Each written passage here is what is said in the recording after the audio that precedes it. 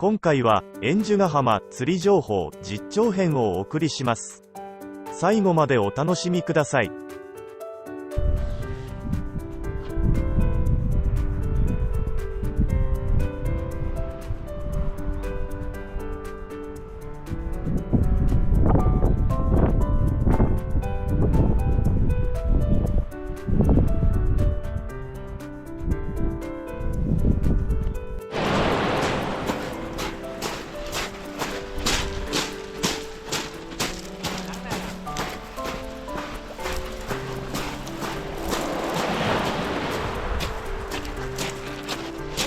走ったんやよ。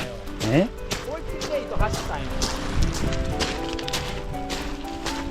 何でしょうか。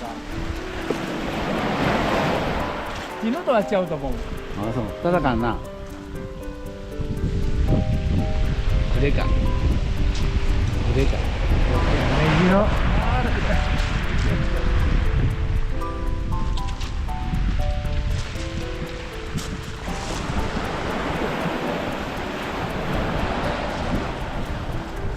走ったんですよ。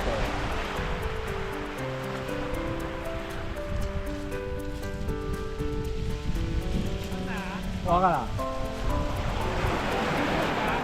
死ぬとちゃうと思う。死ぬとちゃうと思う。ボラか。ボラか。これで叩くで。叩いてないやつ。そう、叩いてないやつ。グレーやで、これ。グレーや、グレーや。みんな思うとちゃうと思う。青も塗っちゃうかなと思う。まだいいよ。一気にでも、ラボラかよ。絶対に。まだいいやでよ。これ。これよ。そうか。